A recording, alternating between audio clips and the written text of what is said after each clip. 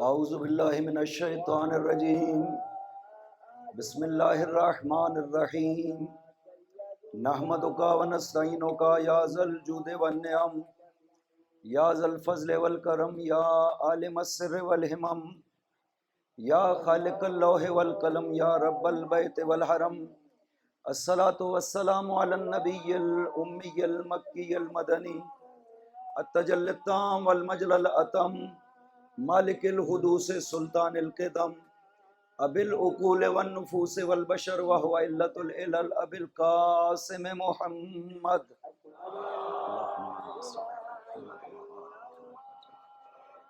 وعلى ابن عمه ووارث علمه وخلیفته سید الاولیاء والوصیین امیر المؤمنین وعلى السیدۃ المعصومۃ الجلیلہ التي هي جوہرۃ القدس من الکنز الخفی بدت فابدت تالیات الاحرف ائمۃ الغر بل ابیها سیما بقیت اللہ العظم فی الارضین روح له الفداء وارواح العالمین ولعنۃ اللہ علی اعدائهم اجمعین اما بعد بسم اللہ الرحمن الرحیم ویقول الذین کفروا لست مرسلا قل کفی باللہ شہیدا بینی وبینکم ومن عنده علم الکتاب صلوات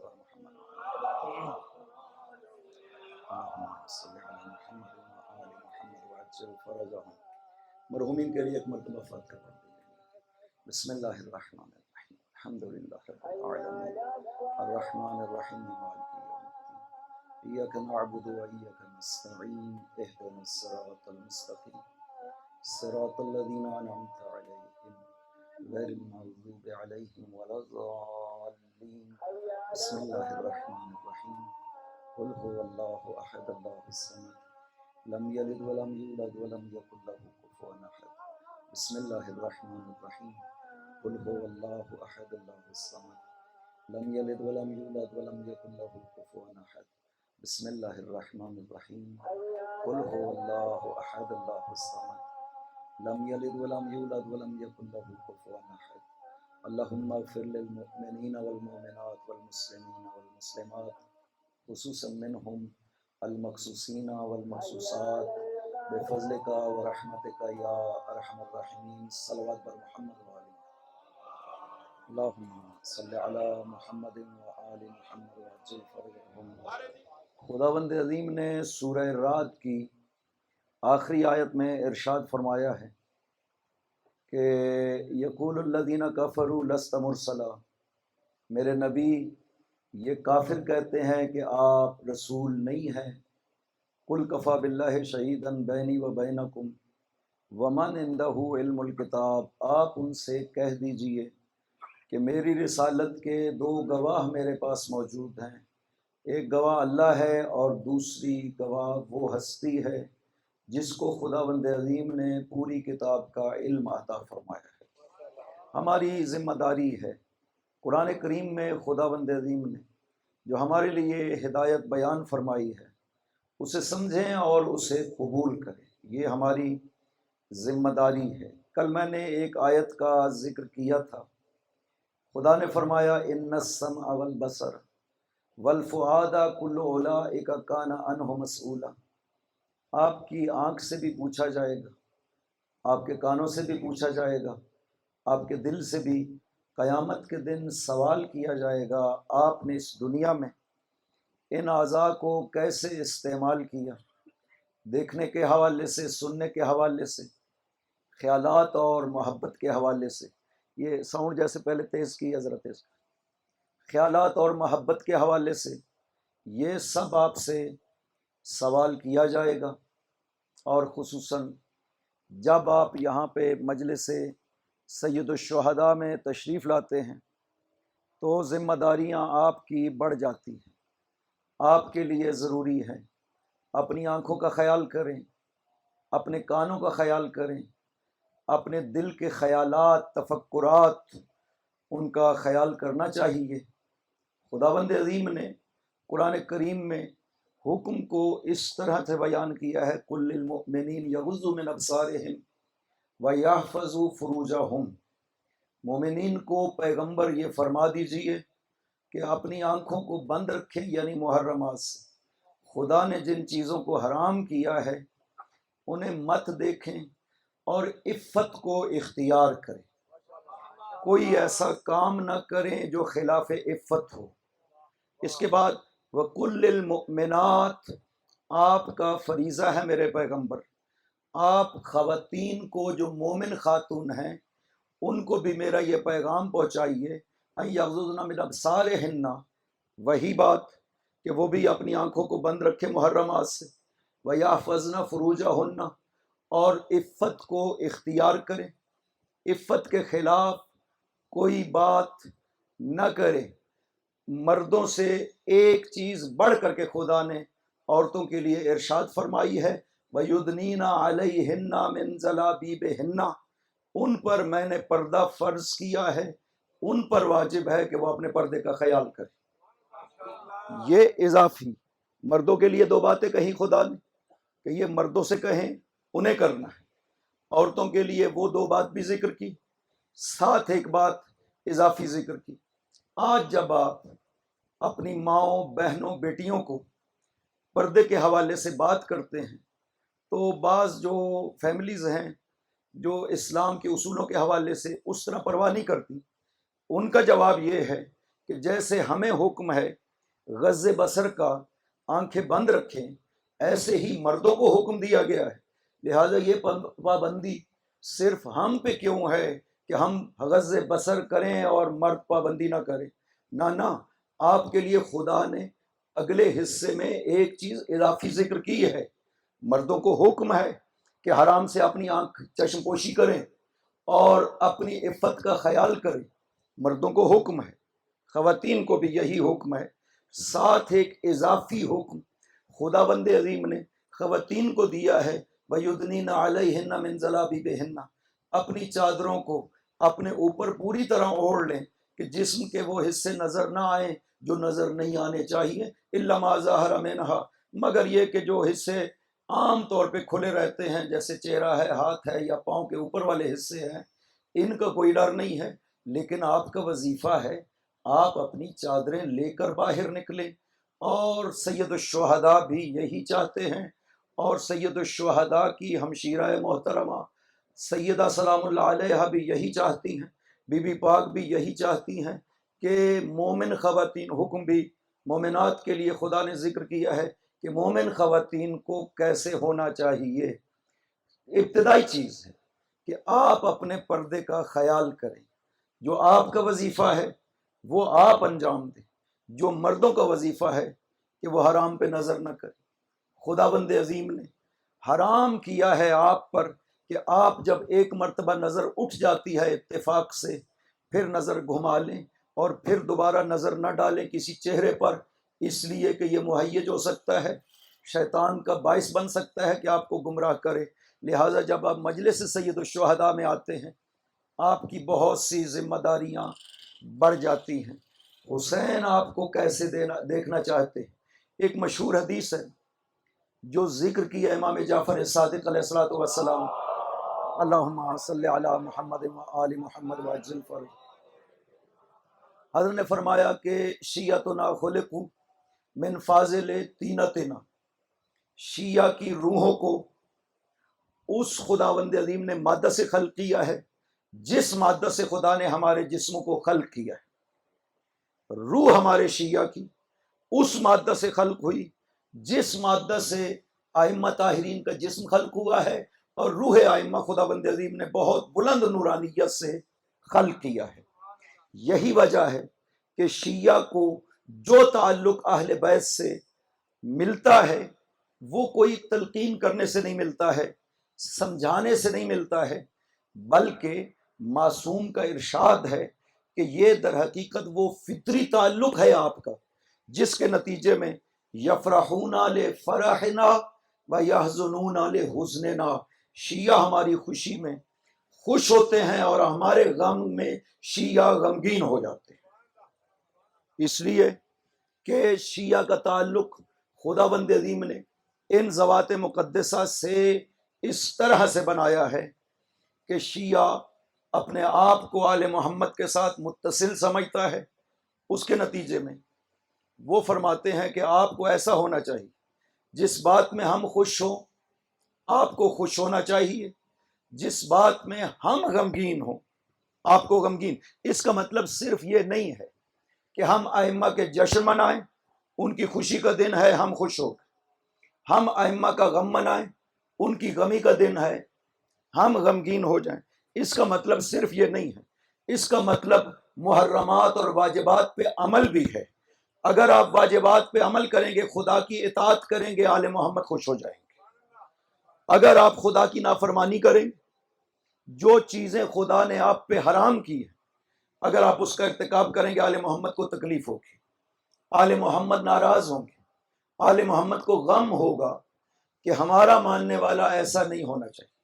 روایت میں ہے کہ اگر ایک بستی میں 1000 افراد رہتے ہیں، ان میں سے ایک ہمارا چاہنے والا ہو، اس کا عمل و کردار سب سے بہتر ہونا چاہیے، اس لیے کہ لوگوں نے آپ کو دیکھنا ہے، آل محمد کو نہیں دیکھا، ان لوگوں نے نہیں دیکھا۔ آپ ترجمان ہیں، آپ کے عمل کے ذریعہ سے عظمت آل محمد کا لوگوں کو پتہ چلے گا۔ حضرت اسی حدیث میں آگے ارشاد فرماتے ہیں کہ آپ اگر اچھا عمل کریں گے، لوگ کہیں گے رحم اللہ جعفر، خداوند عظیم امام صادق علیہ السلام پہ رحم کرے کہ کتنے اچھے افراد کی تربیت کی ہے، کتنے پاکیزہ افراد کی تربیت کی ہے، کیونکہ آپ نے اچھے کردار کا مظاہرہ کیا ہے۔ آپ سے کوئی غلطی ہو، لوگ کہیں گے ان کی اچھی تربیت نہیں کی جا سکتی، اور یہ جملہ کہنا کہ ان کی اچھی تربیت نہیں کی جا سکی، اس کا مطلب ہے حرف کس پر آئے گا؟ ائمہ طاہرین پر۔ تو ہماری ذمہ داری ہے، ہم عظمت آل محمد کے محافظ ہیں۔ سب سے پہلی بات تو یہ ہے کہ عظمت آل محمد ویسی بیان ہونی چاہیے جیسی حقیقتاً عظمت آل محمد ہے، یوں نہ ہو یا اس میں کمی کر دی جائے یا اس میں اپنی طرف سے اضافہ کیا جائے۔ اس کا ہمیں حق نہیں دیا گیا کہ جو مقامات خدا نے عطا کیے ہم کہیں کہ ہمارا دل نہیں مان رہا۔ ایک فضیلت کی روایت اگر پیش کی جائے، کہا جائے ہمارا دل نہیں مان رہا، اس کا بھی ہمیں حق نہیں ہے۔ لیکن ایک وصف خدا ہے، ایک صفت خدا ہے۔ کل میں نے عرض کیا تھا 3 چیزیں خاص ہیں ذات خدا کے ساتھ۔ الوہیت خدا کے لیے ہے، عبودیت یعنی بندگی خدا کے لیے ہے، اور ربوبیت خدا کے لیے۔ یہ 3 چیزیں غیر خدا کے لیے ممکن ہی نہیں ہے کہ قائل ہوا جا سکے۔ قرآن رہنمائی کرتا ہے، قرآن ہمارے پاس موجود ہے، ہماری ذمہ داری ہے اس نوشتہ الہی کو سامنے رکھیں، اس سے پوچھیں اے کتاب الہی، آپ جو ہمارے پاس موجود ہیں، آپ بتائیے ہمیں خدا کو کیسے ماننا چاہیے، ہمیں انبیاء کو کیسے ماننا چاہیے، ہمیں ائمہ کو کیسے ماننا چاہیے۔ کوئی نزاع اور جھگڑا پیدا نہیں ہوگا اگر قرآن کو اپنا فیصل منایا جائے گا۔ ایک حدیث ہے، معصوم ارشاد فرماتے ہیں اِنَّ لِلَّهِ فی امثارکم حرمات ثلاث، تمہارے ہاں اس دنیا میں خدا کی 5 حرمتیں ہیں، ان کا خیال کرنا آپ پر ضروری ہے۔ 5 حرمتیں ہیں جن کا آپ کو خیال کرنا ضروری ہے۔ سب سے پہلی حرمت حرم خدا ہے، خدا کی معصیت نہ کی جائے۔ خدا نے جن چیزوں کو معصیت شمار کیا ہے، گناہ شمار کیا ہے، اس معصیت کی حرمت کو نہ توڑا جائے۔ دوسری حرمت رسول خدا ہے، تیسری حرمت اہل بیت پیغمبر ہیں، چوتھی حرمت کعبہ خدا ہے، اور 5ویں حرمت کتاب خدا ہے۔ یہ 5 حرمتیں خدا کہتا ہے کہ میں نے بھیجی ہیں، ان کی حد کی حرمت آپ سے نہیں ہونی چاہیے۔ کوئی ایسا عمل نہ ہو کہ ان کے احترام کی خلاف ورزی ہو جائے۔ آج کل یہ مسئلہ قرآن کریم کے حوالے سے حرمت قرآن کو توڑا گیا، کافر کی طرف سے توڑا گیا۔ ایک کافر ملک نے اس کی اجازت دی ہے، اس کے مقابل میں ہمارے ایمان کا کیا تقاضا بنتا ہے؟ ہمیں کیا کرنا چاہیے، ہمارا رد عمل کیسا ہونا چاہیے؟ ہم اگر اس کے مقابل میں خاموش رہتے ہیں یا بے طرف رہتے ہیں یہ سمجھتے ہوئے کہ ہمارا کیا تعلق ہے، تو یقین جانیں اگر قرآن سے بے طرف ہوں گے تو آل محمد سے بھی بے طرف ہوں گے آپ۔ یوں نہیں ہے کہ اگر قرآن سے دور ہو گئے تو آل محمد کے قریب رہیں گے، نہ، یہ دونوں اکٹھے ہیں۔ پاک پیغمبر نے اشارہ بھی بین السبابتین، جمع جو کیا تھا پیغمبر نے ان دو انگلیوں کو جمع کیا تھا، یوں نہیں جمع کیا تھا کہ لن یفترقا، یہ دونوں ساتھ ساتھ رہیں گے، یوں نہیں کہا تھا کہ ایک چھوٹی انگلی اور ایک بڑی انگلی ہے، یہ نہیں فرمایا تھا کہ یہ دونوں ساتھ ساتھ رہیں گے کہاتین، ان دو انگلیوں کی معنی، بلکہ دونوں ہاتھوں کو ملا کر سبابتین، اپنی ان دونوں انگلیوں کو ملایا جو ایک جیسی ہیں، فرمایا یہ دونوں ایک جیسے ہیں، یہ اکٹھے رہیں گے قیامت تک کے لیے، حوض کوثر پہ مجھ پر پہنچیں گے۔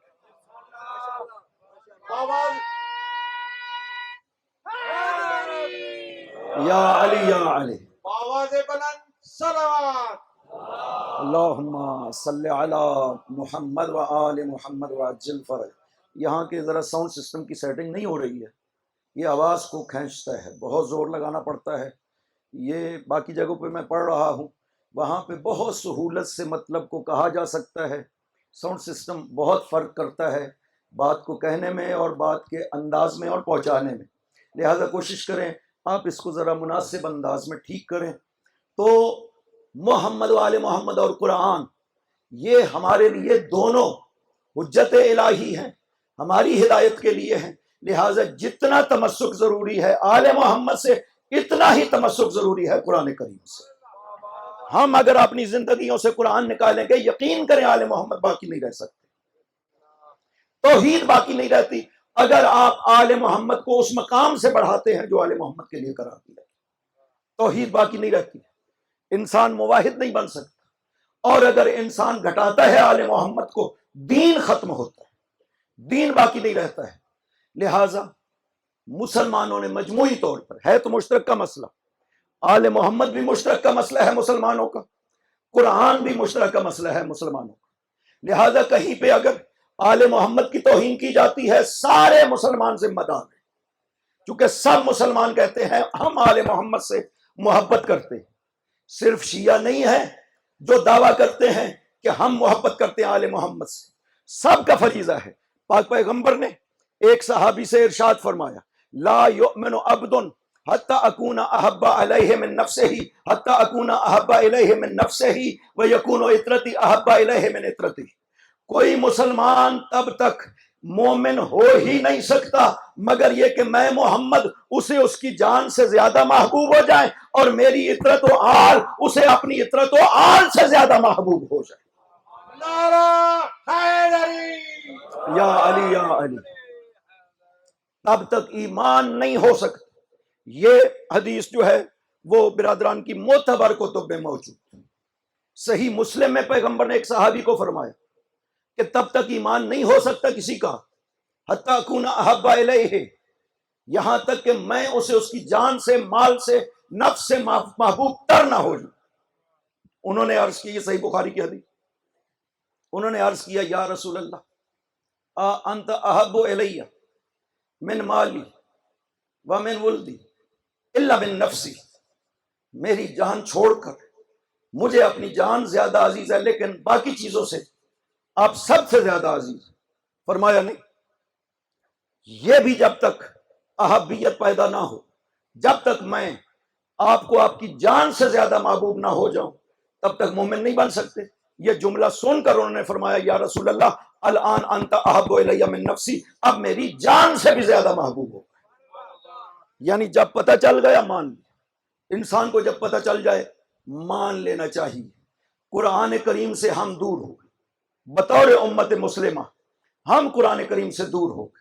اگر قرآن سے دور نہ ہوتے آج یہ افتراق نہ ہوتا، امت متحد ہوتی، ایک دین، ایک امام، ایک نبی، ایک قرآن، ایک قبلہ، سب کچھ ایک تھا۔ امت مفترق ہو گئی چونکہ قرآن سے دور ہوئی۔ ہم اگر قرآن کو سامنے رکھتے کبھی اس کی نوبت نہ آتی۔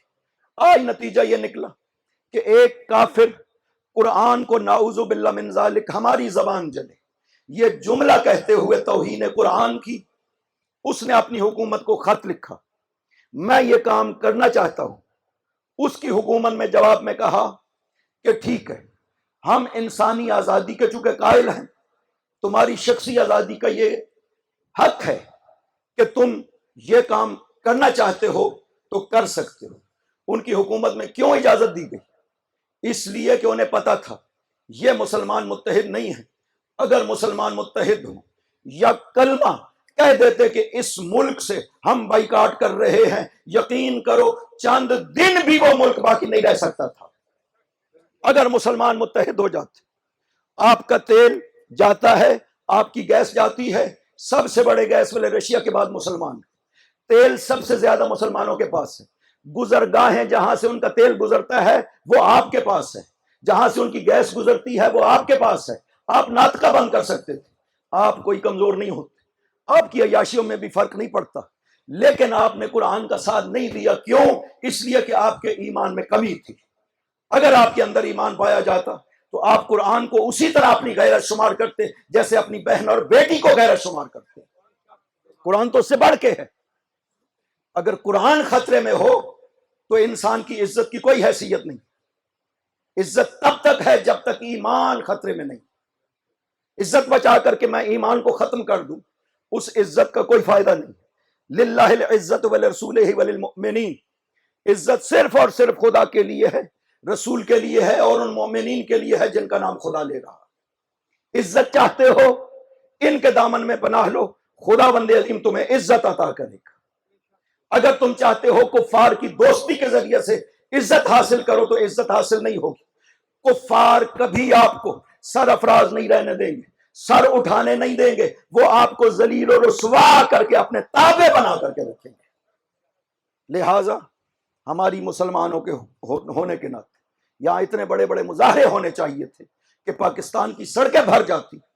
امت مسلمہ نکلی ہے اپنے قرآن کی عزت و احترام کی حفاظت کی خاطر، دنیا کو پیغام پہنچتا کہ یہ امت مسلمہ ہے جو یک کلمہ متحد ہو گئی۔ ہم معذرت چاہیں، ہم معافی مانگے کہ یہ ہمارے خلاف کوئی عملی اقدام نہ کرے، لیکن انہوں نے کچھ بھی نہیں کیا۔ کیوں؟ اس لیے کہ ہم نے عزت قرآن کے لیے کچھ نہیں کیا ہے۔ کوئی شخصی طور پر چھوٹے چھوٹے مظاہرے ہو گئے، یہ نہیں ہے امت مسلمہ۔ امت مسلمہ کا جسد الواحد، ایک جسم کی مانند ہوتی، اکٹھی ہوتی، اس قرآن کی حفاظت کے لیے کھڑے ہو جاتے۔ قرآن کی حفاظت تبھی ہو سکتی ہے کہ آل محمد کے ساتھ قرآن دونوں کو اکٹھا اسے مانا جائے، اسی طرح مانا جائے۔ جو قرآن کو مانتے ہیں وہ ویسے ہی آل محمد کو مانے، جو آل محمد کو مانتے ہیں وہ ویسے ہی قرآن کو مانیں گے تو ایمان آئے گا۔ یا علی یا علی، سب سے بڑی فضیلت مولا علی کی قرآن کریم یہ آیت ہے کہ جس میں خداوند عظیم نے فرمایا کل کفا باللہ شہید، کفا کا لفظ استعمال کیا ہے۔ یہ گواہ کافی ہیں جن کو میں ذکر کر رہا ہوں۔ ایک میں خدا گواہ ہوں، دوسرا وہ ہستی جس کے پاس پوری کتاب کا علم ہے۔ کل میں نے ذکر کیا تھا کہ کوشش کی گئی کہ یہ جو ہستی ہے یہ علی نہیں ہے، یہ اور افراد ہیں۔ میں ابھی وہ بیان کروں گا کہ کون کون کہے گئے ہیں۔ اگر فضیلت تھی تو اس کا مطلب ہے کہ تازہ مسلمان یہودیوں کے لیے تو ہم مان سکتے ہیں یہ فضیلت، لیکن علی ابن ابی طالب کے لیے ہمارا دل نہیں مانتا کہ اس فضیلت کو قبول کیا جائے۔ یا علی یا علی، اگر یہ فضیلت ہے تو ہمیں قبول ہے عبداللہ ابن سلام کے لیے ماننا۔ اور تو عجیب بات ہے، میں نے کل عرض کیا کہ ہمارے بعض علماء بھی اسی کے قائل ہیں کہ اس سے مراد یہ اہل کتاب، بلکہ کہا کہ جو تازہ مسلمان ہوئے تھے، تمیم داری، وہب ابن منبہ، عبداللہ ابن سلام، یہ جو تازہ مسلمان ہوئے تھے، ان سے پاک پیغمبر تورات و انجیل میں اپنے ذکر کے حوالے سے سوال کیا کرتے تھے۔ کیوں؟ تاکہ لتطمئن قلوب المسلمین، تاکہ اصحاب کے دل مطمئن ہو جائے رسالت پیغمبر پہ۔ یہ ایک ہمارا عالم کہہ رہا ہے۔ خدا کے بندے، پاک پیغمبر آپ نے پڑھا ہے تاریخوں میں، بہت زیادہ ناپسند کرتے تھے کہ ان کے سامنے تورات یا انجیل کی بات کی جائے، اس لیے کہ یہ تورات و انجیل وہ نہیں ہے جو خدا نے نازل کی ہے، یہ وہ کتابیں نہیں ہیں، یہ بعد میں لکھی گئی ہیں۔ انجیل کب پیدا ہو گئی؟ 400 سال بعد حضرت عیسیٰ کے جو انجیل پیدا ہوئی۔ 4 انجیلیں جو حواریوں نے لکھی ہیں وہ تو حالات زندگی ہیں حضرت عیسیٰ کے۔ یہ انجیلیں وہ کتاب مقدس نہیں جو خدا نے نازل کی ہے۔ آپ اٹھا کر کے پڑھیے انجیلوں کو، میں نے پڑھا ہے۔ یہ حالات ہیں حضرت عیسیٰ کے، جس میں بیان کیا جاتا ہے حضرت عیسیٰ فلاں شادی میں گئے، وہاں پہ شراب ختم ہو گئی، عیسیٰ کو کہا گیا کہ اے روح خدا، ہم نے جو مہمانوں کے لیے شراب کا بندوبست کیا تھا وہ ختم ہو گیا۔ روح خدا نے مٹکا پانی کا بھروایا، دست مبارک اندر رکھا، بہترین شراب تیار ہو گئی۔ یہ ہے انجیل۔ تورات جو ہے وہ بھی اسی طرح سے، یہ وہ نبیوں کی کتابیں نہیں جو خدا نے نازل کی تھی، لہذا پاک پیغمبر بہت زیادہ ناپسند کرتے تھے کہ حضرت کے سامنے تورات یا انجیل پڑھی جائے۔ ایک صحابی نے سیکھ لیا، بعض علماء انہی سے، وہب ابن منبہ وغیرہ کابل آبار سے سیکھ لیا تورات کی کچھ آیات کو، اور آ کر کے پڑھنے لگے بزم پیغمبر میں، چہرہ پیغمبر سرخ ہو گیا۔ دوسرے ساتھی نے کہا کہ تم چہرہ پیغمبر کو نہیں دیکھ رہے ہو، پھر بھی پڑھے جا رہے ہو، جانتے ہو کہ پیغمبر غضب میں آ رہے ہیں یہ سن کر کے، کیونکہ وہ باطل ہے، وہ حق نہیں ہے۔ کتاب الہی اگر موجود ہو، سر آنکھوں پہ ایمان اس کے بغیر نہیں ہو سکتا، لیکن اپنی طرف سے بنا کر خدا کی طرف نسبت دی جائے۔ خدا نے قرآن کریم میں بار بار کہا ہے۔ یہ جو علماء اہل کتاب ہیں یہ کیا کرتے ہیں؟ یحرفون الکلمہ عن مواضعہ، یہ تحریف کرتے ہیں ان کتابوں کو جو خدا نے نازل کی ہے۔ یہ ہے محرف، ان کتابوں کی تحریف کرنے والے۔ آپ کہتے ہیں کہ خدا کہہ رہا ہے کہ میری پیغمبر کی رسالت کا گواہ ایک میں ہوں اور دوسرا عبداللہ ابن سلام ہے۔ عبداللہ ابن سلام مسلمان کب ہوا ہے؟ یہ پہلی ہجری کو، یا بقول البدایہ والنہایہ ابن کثیر کے 2 سال پہلے ہجرت پیغمبر اکرم سے، یعنی 11ویں سال بعثت میں عبداللہ ابن سلام، 9ویں سال بعثت میں تمیم داری۔ یہ ہیں ابتدا میں مسلمان ہونے والے یہودی عالم۔ اس کے بعد وہب ابن منبہ، کعب احبار، یہ لوگ ہیں جو مدینہ میں مسلمان ہوئے۔ آپ کہہ رہے ہیں عبداللہ ابن سلام یہ ہے جس کو خداوند عظیم رسالت کا گواہ بنا رہا۔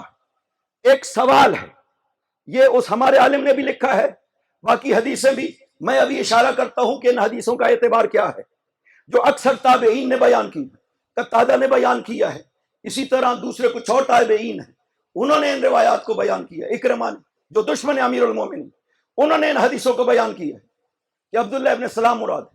ایک سوال ہے، یہ عبداللہ ابن سلام سے جو گواہی رسالت پیغمبر کے لیے لے رہے ہیں، یہ کس کے لیے لے رہے ہیں؟ مسلمانوں کے لیے لے رہے ہیں یا کافروں کے لیے لے رہے ہیں؟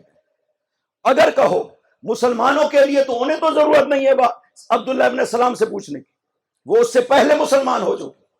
اور اگر کافروں کے لیے، جیسے کہ بات کافروں کی ہو رہی، وَيَقُولُ الَّذِينَ كَفَرُوا لَسْتَ مُرْسَلًا، یہ کافر کہتے ہیں آپ رسول نہیں ہیں۔ انکار تو کافروں نے کیا۔ گواہی جو ہے آپ اس یہودی سے لینا چاہتے ہیں جو اب مسلمان ہو چکا ہے۔ کافروں کے لیے تو کافر اس کی گواہی کو نہیں مانیں گے، اس لیے کہ وہ تو مسلمان ہو گیا ہے۔ لہٰذا نہ یہ گواہی مراد ہے کہ کوئی زبان سے کہہ دے کہ یہ اللہ کے رسول ہے، نہ یہ مراد ہے اس گواہی سے، اور نہ ہی عبداللہ ابن سلام جیسے افراد مراد ہیں۔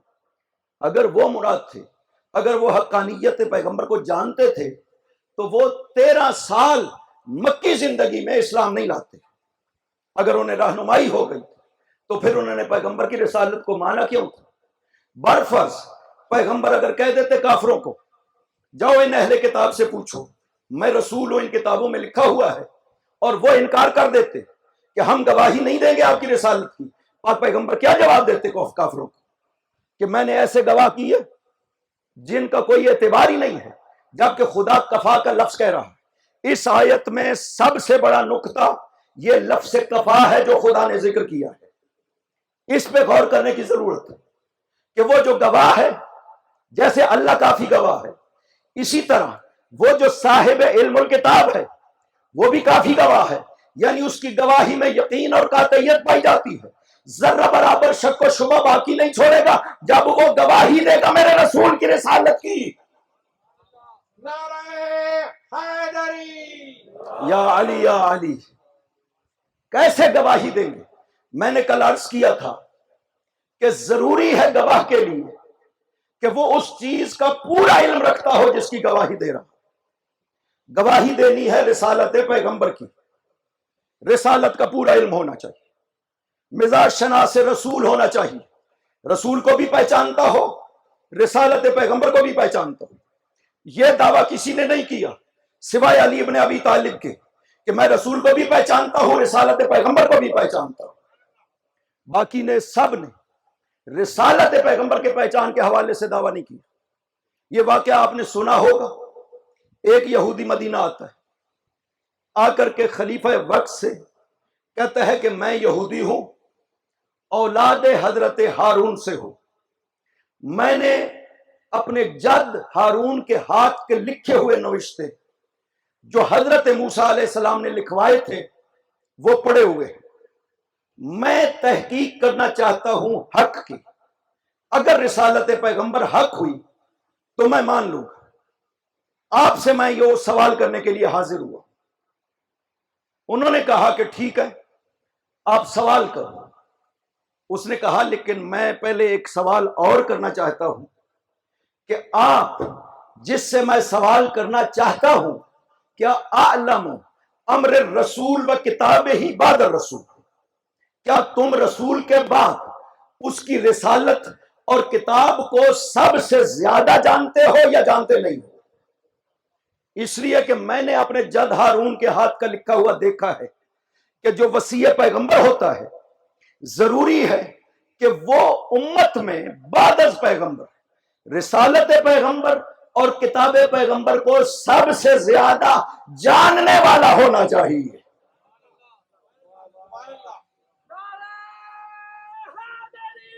یا علی یا علی، اس کے پاس سب سے زیادہ اعلم الامہ، امت میں سے سب سے بڑا عالم ہونا چاہیے، امر رسول کا اور کتاب رسول کا، دونوں باتیں آپ کے پاس موجود ہیں، رسالت رسول بھی موجود اور کتاب رسول بھی موجود۔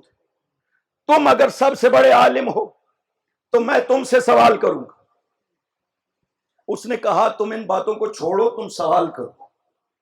اس نے کہا نہیں، میں جو کہہ رہا ہوں میں یقین سے کہہ رہا، وصی پیغمبر کے لیے یہ ضروری ہے کہ وہ عالم الامہ ہونا چاہیے، امت میں سے سب سے بڑا عالم ہونا چاہیے، آپ بتاؤ کہ ہو یا نہیں؟ اس نے کہا اگر تم عالم الامت دیکھنا چاہتے ہو، اس سے ملنا چاہتے ہو، علیکا بذالک الفتح، وہ مسجد کے کونے میں جو جوان بیٹھا ہے اس کے پاس جاؤ، اس میں یہ صفت پائی جاتی ہے۔ نعرہ حیدری، یا علی یا علی۔ اس نے کہا کہ وہ کون ہے؟ کہا انہو ابن ام الرسول زوج ابنتے ہی و ابو الحسن والحسین ابن النبی انہو علی ابن ابی طالب، یہ پیغمبر کی بیٹی کا شوہر ہے، پیغمبر کے بیٹے حسن و حسین کا باپ ہے، یہ علی ابن ابی طالب ہے، یہ عالم الامت۔ وہ یہودی گیا مولا کی خدمت میں سلام عرض کیا، کہا کہ آپ کے بارے میں یہ کہہ رہے ہیں کہ آپ عالم الامت ہیں بے امر رسول و کتاب ہی۔ مولا نے فرمایا جیسے کہہ رہے ہیں میں بالکل ویسا ہوں، عالم الامت ہوں۔ کہا میں دین کے بارے میں تحقیق کرنا چاہتا ہوں، میں آپ سے کوئی سوال کرنے کے لیے آیا ہوں، میں آپ سے 3 سوال کروں گا، پھر 3 سوال کروں گا، پھر 1 سوال کروں گا۔ آپ نے تبسم فرمایا 7 سوال کیوں نہیں کہتے ہو کہ میں آپ سے 7 سوال کروں گا، اس طرح کیوں کہہ رہے ہو؟ اس نے کہا اس لیے کہ پہلے 3 سوال کروں گا، اگر ان کے جوابات آپ نے دیے تو پتہ چل جائے گا کہ امت محمد میں علم موجود ہے، دوسرے 3 سوال کروں گا، ان کے جواب دیے تو آخری سوال کروں گا۔ آپ نے فرمایا پوچھو۔ اس نے پہلا سوال کیا کہ اول عین جرت علی الارض، وہ پہلا چشمہ جو زمین پر جاری ہوا ہے وہ کون سا ہے؟ اول قطرۃ دم، خون کا پہلا قطرہ جو زمین پر گرا ہے وہ کون سا ہے؟ وَأَوَّلُ شَجَرَةٍ اهْتَزَّتْ عَلَى الْأَرْضِ، اور وہ پہلا درخت جو زمین پر اگا ہے وہ کون سا ہے؟ مولا امیر نے ارشاد فرمایا سنو، لوگ کہتے ہیں، تم بھی کہتے ہو کہ پہلا قطرہ جو زمین پر گرا ہے جب حابیل کو قابیل نے قتل کیا تھا، یہ درست نہیں ہے۔ اس سے پہلے قطرہ خون زمین پر گر چکا تھا جب بچے کی ولادت ہوئی تھی۔ تم کہتے ہو کہ پہلا درخت جو زمین پر لگا ہے وہ درخت ہیں جو نوح نے اپنی کشتی کے لیے لگائے تھے۔ جبرائیل درختوں کی نہالیں، پودے لائے تھے، بیج لائے تھے، کہا کہ نوح خدا فرماتا ہے کہ یہ درخت اگانے ہیں، یہ درخت بنیں گے، ان کے تختے کاٹے جائیں گے، ان سے کشتی تیار ہوگی، اور وہ کشتی ہے جو کہ نجات دے گی۔ 40 سال لگے حضرت نوح کو درخت اگا کر تختے بناتے ہوئے، 40 سال لگ گئے، اس کے بعد کشتی تیار ہونا شروع ہوئی۔ تو حضرت فرماتے ہیں یہ غلط ہے کہ پہلا درخت وہ ہیں جو نوح نے زمین پر لگائے تھے، نہ پہلا درخت عجوہ کھجور ہے جو پیغمبر جنت سے لے کے آئے تھے حضرت آدم۔ یہ پہلا درخت عجوہ کھجور ہے جو حضرت آدم جنت سے لے کر کے آئے تھے۔ اور تیسرا سوال کہ پہلا چشمہ جو زمین پر جاری ہوا ہے، تم کہتے ہو کہ چشمہ بیت المقدس ہے، وہ پہلا چشمہ ہے جو زمین پر جاری ہوا ہے۔ نہ وہ چشمہ نہیں ہے، بلکہ وہ عین حیات ہے جس سے خضر نے پیا تھا، جس پہ حضرت موسیٰ لے گئے تھے اور مچھلی گر کر کے زندہ ہو گئی تھی۔ وہ چشمہ حیات جس میں بھی کوئی مردہ چیز گرتی ہے وہ زندہ ہو جاتی ہے، وہ پہلا چشمہ ہے جو زمین پر جاری کیا خدا بندے۔ یا علی یا علی۔ اس کے بعد اس نے کہا کہ دوسرے 3 سوال، پہلا یہ کہ پیغمبر کے کتنے جانشین ہوں گے، دوسرا جنت میں پیغمبر کا مقام کون سا ہے، اور تیسرا جنت میں اس مقام میں پیغمبر کے ساتھ کون رہے گا۔ مولا علی نے فرمایا کہ پاک پیغمبر کے بعد 12 جانشین ہوں،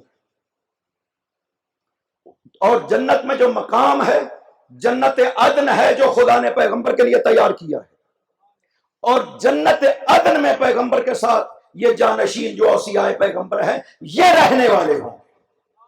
اس نے کہا بالکل درست فرمایا، میں نے اپنے جد ہارون کی کتابوں میں یہی دیکھا ہے۔ آخری سوال جو پیغمبر کا جانشین ہے، وسیع ہے، پہلا وسیع، وہ اس دنیا میں کتنا رہے گا پیغمبر کے بعد، اور کیسے دنیا سے جائے گا۔ مولا امیر نے فرمایا کان کھول کر کے سنو، پیغمبر کا وسیع بعد از پیغمبر 30 سال زندہ رہے گا، نہ ایک دن کم ہوگا نہ ایک دن زیادہ ہوگا، دنیا سے جائے گا، یہاں پر تلوار لگے گی، یہ داڑھی خون سے رنگین ہو جائے گی۔ اللہ اکبر، یا رسول اللہ، یا علی یا علی، پر محمد و آل محمد پر انتر صلوات۔ اللہم صلی علی محمد و آل محمد وعجل فرجہم۔ وسیع پیغمبر کی پہچان ہی یہی کہ وہ عالم بالکتاب ہونا چاہیے امت میں سب سے زیادہ۔ پاک پیغمبر نے خود ارشاد فرمایا جب سلمان سے بعض اصحاب نے کہا سلمان پیغمبر اکرم سے سوال کریے من وسیعک، آپ کا وسیع کون ہے؟ موجم کبیر طبرانی اور مجمع الزوائد حسنی یہ روایت انہوں نے نقل کی۔ پاک پیغمبر سے سوال کرو من وسیعک، آپ کا وسیع کون ہے؟ سلمان تشریف لائے، پیغمبر سے سوال کیا یا رسول اللہ انا لکل نبی وسیعا، ہر نبی کا وسیع ہوتا ہے، فمن وسیعک، آپ کا وسیع کون ہے؟ وسیع کا مطلب آپ کے لیے بھی مستحب ہے کہ وصیت کرنی چاہیے اور وسیع بنانا چاہیے۔ وسیع کا مطلب ہوتا ہے جو آپ کے بعد ان تمام تصرفات کو جو آپ زندگی میں کرتے تھے اسی طرح جاری رکھے جیسے آپ کیا کرتے تھے. اسے کہتے ہیں وسیع. پیغمبروں کے وسیع خدا نے قرار دیا، ہر نبی کے وسیع قرار دیے ہیں خدا بند عظیم. لہٰذا وسیع یعنی وہ کار پیغمبر جو زندگی میں پیغمبر اپنے کام کیا کرتے تھے، تبلیغ دین کرتے تھے، شریعت کو بیان کرتے تھے، قرآن کی تفسیر کرتے تھے، لوگوں کے لیے احکام الہی بیان کیا کرتے تھے. وہ کام جو پیغمبر رسالت کے عنوان سے اپنی زندگی میں کیا کرتے تھے، وسیع کا کام ہے. پیغمبر جب دنیا سے چلے جاتے ہیں اس کام کو اسی طرح جاری رکھے جیسے پیغمبر کیا کرتے تھے. یہ شرط ہے وسیع میں، اسی طرح جیسے پیغمبر کیا کرتے تھے. ہم نے پچھلی 2 مجالس میں جو شہادت بیان کی ہے وہ یہی تو بیان کیا ہے. ایک کار پیغمبر شہادت تھا، پاک پیغمبر کے بعد ان ہستیوں کو بھیجا گیا. یہ اسی طرح شاہد ہوں گے جیسے پیغمبر شاہد تھے. اور یہاں پہ بھی وسیع کون ہے؟ جب سلمان نے یہ سوال کیا، پاک پیغمبر نے اس وقت جواب نہیں دیا سلمان کو. یقیناً سلمان اس وقت تنہا تھے. پیغمبر نہیں چاہتے کہ تنہا سلمان کو بیان کر دوں. سننے والے بعد میں ممکن ہے اعتبار کریں یا نہ کریں. لہذا جب دوبارہ پاک پیغمبر تشریف لاتے ہیں، اب ماحول بنا ہوا تھا، لوگ موجود تھے. پاک پیغمبر نے آواز دی سلمان. سلمان کہتے ہیں فاسرات الیہ، میں دوڑ کر حضور کی خدمت میں پہنچا. میں نے عرض کیا جی. فرمایا سلمان تم نے مجھ سے سوال کیا تھا کہ میرا وسیع کون ہے. سلمان میں تم سے سوال کرتا ہوں من کانا وسیع موسیٰ، یہ تو بتاؤ کہ موسیٰ کا وسیع کون تھا. میں نے کہا یوشع بن نون. جناب یوشع بن نون حضرت موسیٰ کے وسیع تھے. پیغمبر نے دوسرا سوال کیا لیما، وجہ کیا ہے؟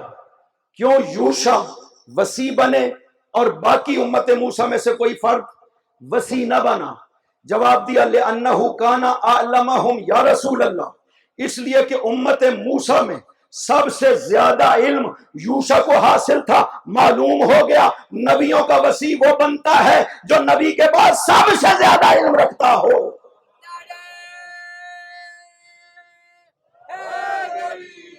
یا علی یا علی. جب یہ جواب سن لیا، سوال تو صرف ایک وسیع کا تھا. پیغمبر نے 5 چیزیں بیان کی. ان وسیعی و خلیفتی و خیر من اترک بعدی و قاضی دیونی و منجز عداتی علی ابن ابی طالب. میرا وسیع، میرا خلیفہ، میرے چھوڑنے کے بعد سب سے بہتر، میرے وعدوں کو ادا کرنے والا، میرے قرضوں کو ادا کرنے والا، میرے وعدوں کو پورا کرنے والا علی ابن ابی طالب ہے. یا علی یا علی.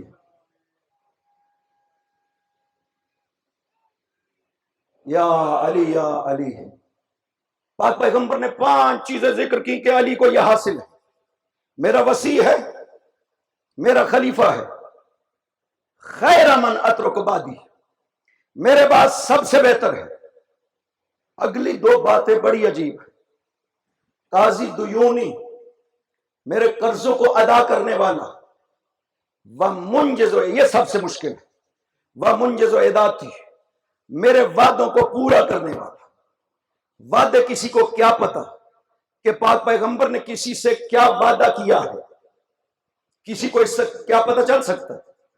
جب تک ذات پیغمبر سے اور روح پیغمبر سے تعلق نہ ہو، پتہ نہیں چل سکتا کہ پیغمبر نے کسی سے کیا وعدہ کیا ہے اور کتنے کا وعدہ کیا ہے.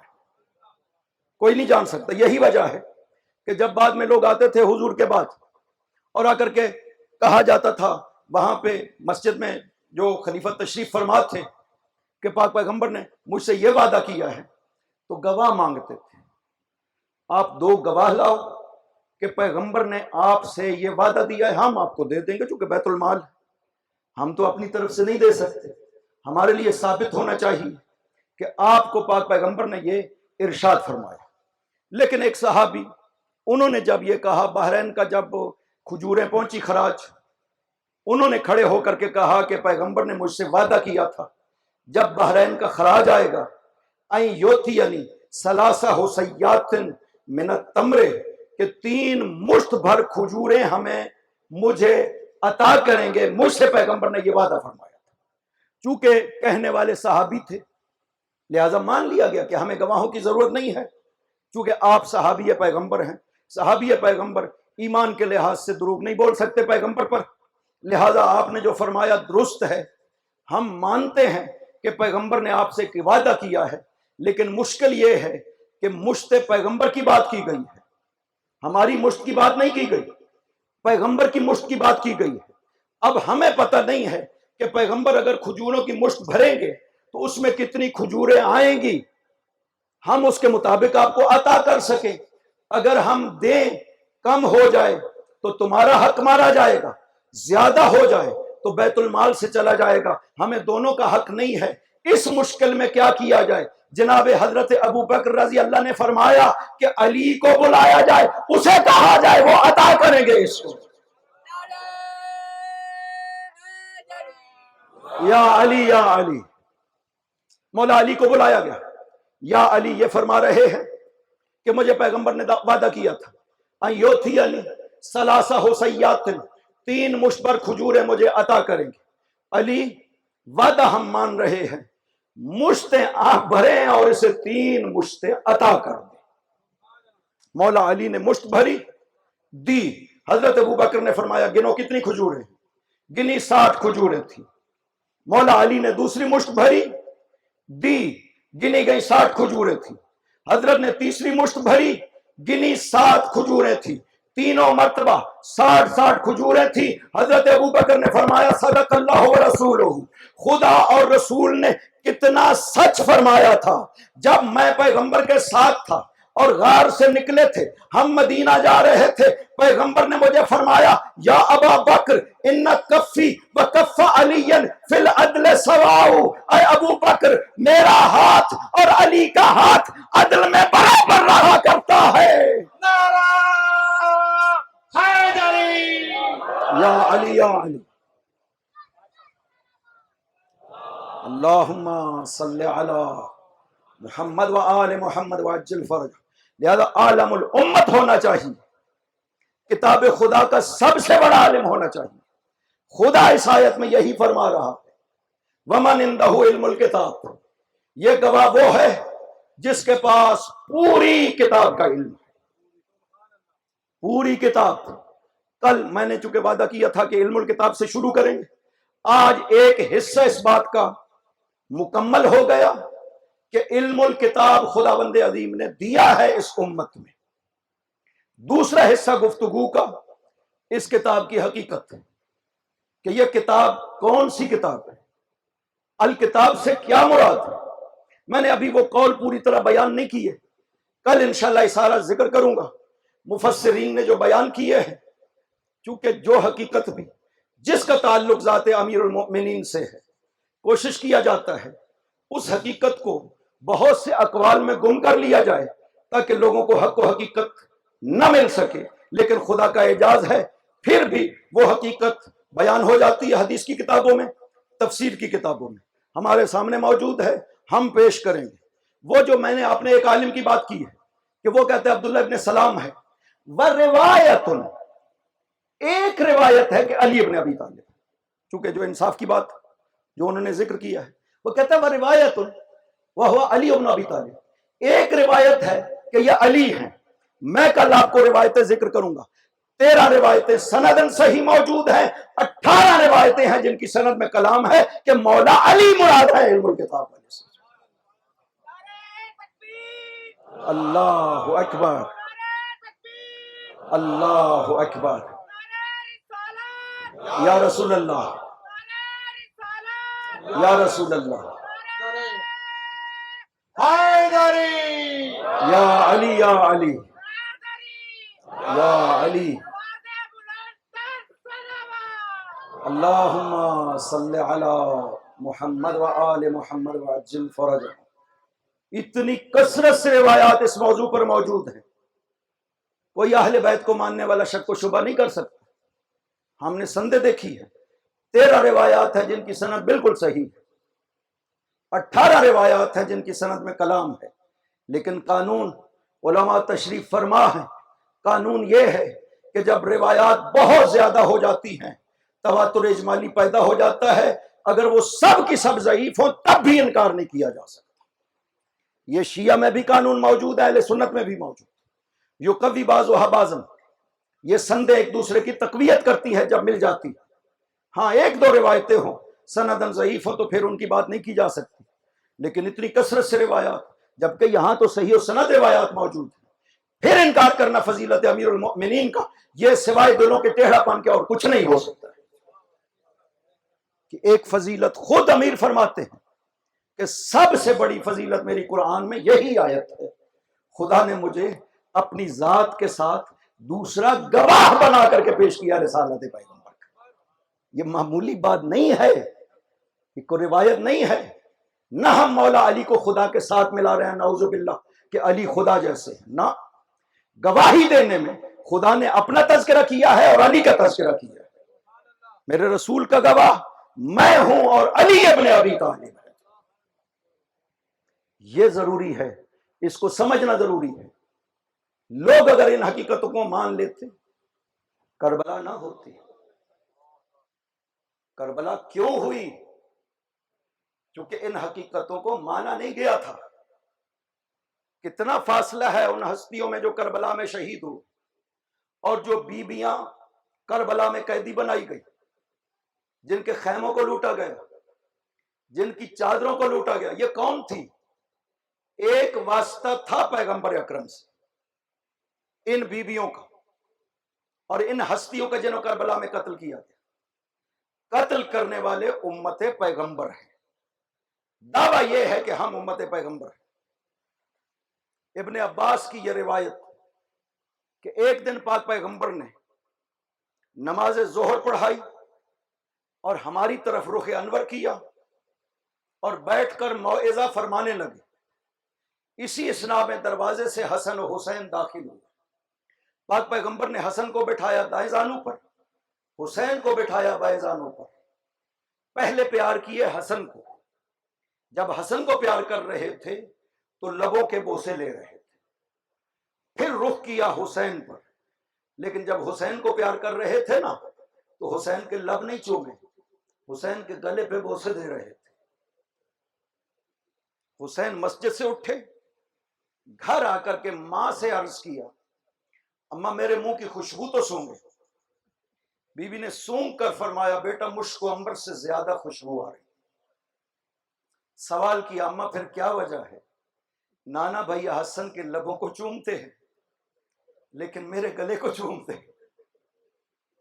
بی بی نے حسین کو ساتھ لیا، آئی پیغمبر کی خدمت میں، سلام عرض کر کے سوال کیا کہ بابا یہ فرق کیوں کیا آپ نے؟ حسن کے لبوں کو چوما، حسین کے گلے کو چوما۔ فرمایا بیٹی آپ برداشت نہیں کر سکی۔ کہ بابا آپ بیان کر دیجیے، حسین تو مطمئن ہو جائے۔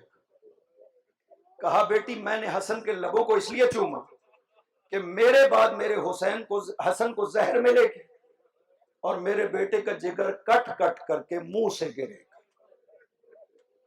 انہی لبوں سے زہر دی جائے گی، اس لیے بیٹے حسن کے لبوں کو چومتا تھا۔ اور بیٹی میں نے حسین کے گلے کو اس لیے چوما اس لیے کہ میرے بعد میرے حسین کو ذبح کیا جائے گا، 12 ضربیں ماری جائیں گی حسین کی گردن پر۔ اجرکم علی اللہ۔ جب یہ سنا نا بہت روئی نبی کی بیٹی۔ اگلا سوال کیا، بابا یہ مدینہ میں ہوگا یا باہر؟ فرمایا نہیں بیٹی مدینہ سے باہر، کربلا میں تیرا حسین ذبح کیا جائے۔ اب سوالات شروع کیے، بابا آپ موجود ہوں گے؟ فرمایا نہیں بیٹی میں موجود نہیں ہوں۔ کہا بابا علی؟ فرمایا نہیں بیٹی وہ بھی نہیں ہوں۔ اپنا پوچھا، بابا میں؟ فرمایا نہیں بیٹی آپ بھی موجود نہیں۔ حسن کو پوچھا، حسین کا بھائی حسن؟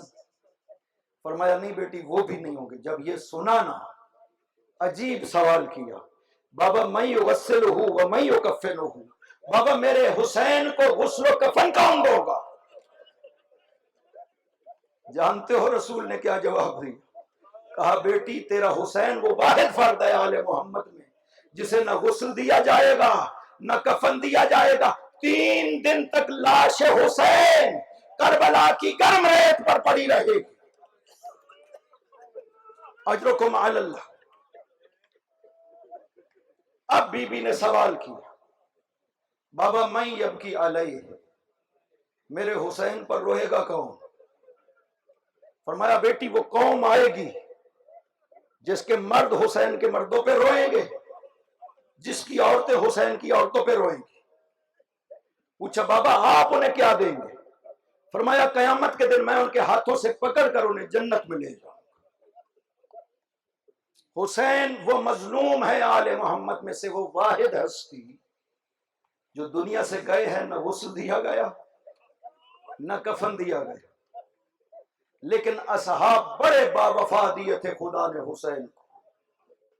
بے شک مسلمانوں نے ساتھ نہیں دیا حسین کا، لیکن جو اصحاب دیے نا خدا نے، خود فرماتے ہیں کہ مجھے اپنے اصحاب سے زیادہ باوفادار تر کوئی نظر نہیں آتا۔ شب عاشور فرمایا تھا او میرے صحابیوں، تم سے زیادہ نہ کسی کو بہتر پاتا ہوں نہ کسی کو وفادار تر پا رہا۔ یہ عاشور کے دن پتہ چل گیا جب اصحاب نے ایک دوسرے سے عہد کیا جب تک ہماری جان میں جان ہے، اس لیے کہ حبیب نے خیمہ بیبیوں کے خیمے کے سامنے سے گزرتے ہوئے یہ سن لیا تھا ثانی زہرا کے الفاظ کو، بھیا حسین اصحاب کو آزما لیا ہے، کل ساتھ تو نہیں چھوڑ کے جائیں گا۔ یہ جملے جب حبیب نے سنے، 2 کلمے 2 جملے ثانی زہرا سے سن کے حبیب بہت روئے تھے۔ ایک پہلے دن جب کربلا پہنچے تھے، حبیب کو جب پتہ چلا نا بیویوں کو، تو بی بی نے حسین سے کہا تھا بھیا حسین حبیب کو میرا سلام کہنا۔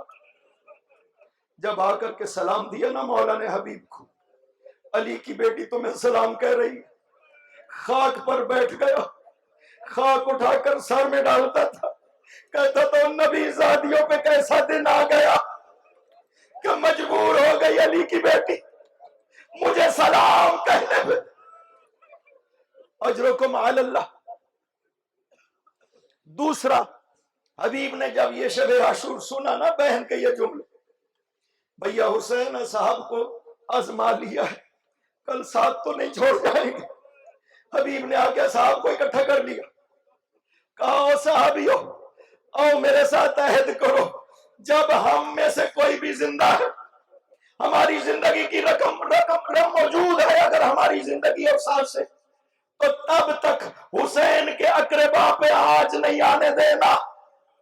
کل عاشور کے دن نے دیکھا کہ ایک صحابی آگے بڑھ کر ہر ایک سے پہلے عرض کرتا ہے مولا مجھے اجازت دیجیے میں قربان ہو جاؤں، اور تو اور جون تو غلام ہے،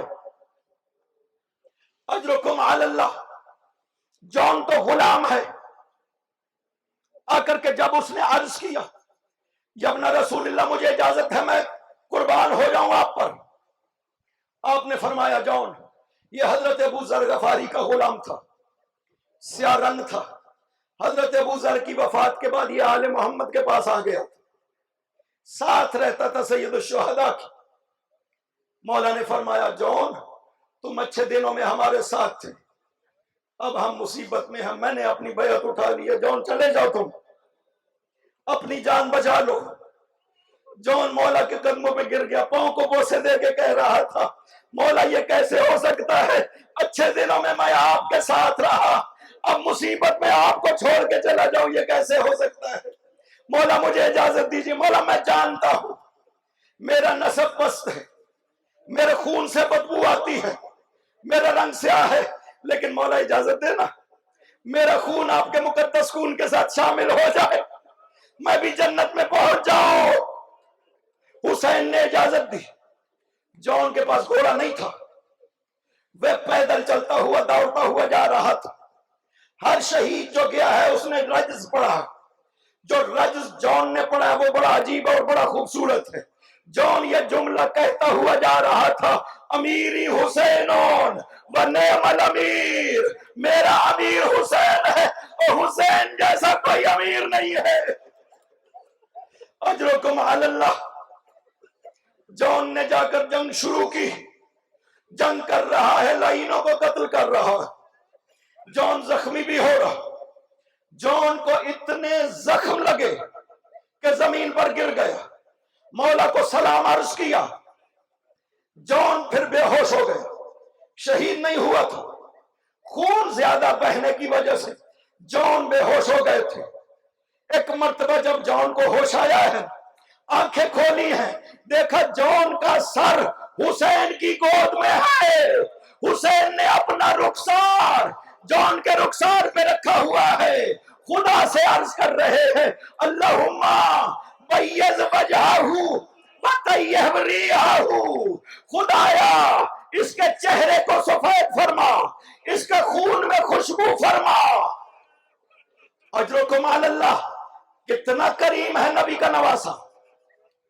کجا وہ غلام، کجا حسین چل کر اس کے لیے میدان میں گئے، صرف چند صحابی ہیں جن کے لیے حسین خود چل کر کے گئے ہیں میدان میں، باقی کسی کے لیے نہیں گئے۔ لاشوں کو اٹھا کر حسین کے سامنے لایا جاتا تھا، حتیٰ حر جو پہلا شہید، پہلا حملے کرنے والا ہے، اس کے لیے بھی حسین نہیں گئے میدان میں، لاش حر کو اٹھا کر کے لایا گیا تھا حسین کے حضور میں۔ لیکن جون تو کتنا خوش قسمت تھا، تو ابھی دنیا سے نہیں گیا، تیرا سر حسین کی گود میں ہے، اور کریم امام نے اپنا رخسار جون کے رخساروں پہ رکھ دیا، خدا سے دعا کی۔ یہ معجزہ تھا دعائے حسین کا کہ جون کی لاش بڑے دنوں کے بعد کربلا میں ایک گڑھے میں پڑی ملی تھی، لوگوں کو خوشبو آتی تھی، یہ خوشبو کہاں سے ہے؟ جب تلاش کیا گیا تو دیکھا لاش جون سے خوشبو آ رہی ہے۔ اجرکم علی اللہ۔ میں کہوں گا جون تو کتنا خوش قسمت ہے، تو دنیا سے جا رہا ہے، تیرا سر دامن حسین میں ہے، اور تو کتنا خوش قسمت ہے، تو اس دنیا سے جا رہا ہے، تیرا سر دامن حسین میں ہے۔ ہائے مظلوم کربلا، ہائے نواز رسول، جب دنیا سے جا رہا ہے، سر اٹھانے والا کوئی نہیں، قاتل نے آ کر سر حسین کو نیزے پہ بلند کیا۔ وَسَيَعْلَمُ الَّذِينَ ظَلَمُوا أَيَّ مُنْقَلَبٍ يَنْقَلِبُونَ۔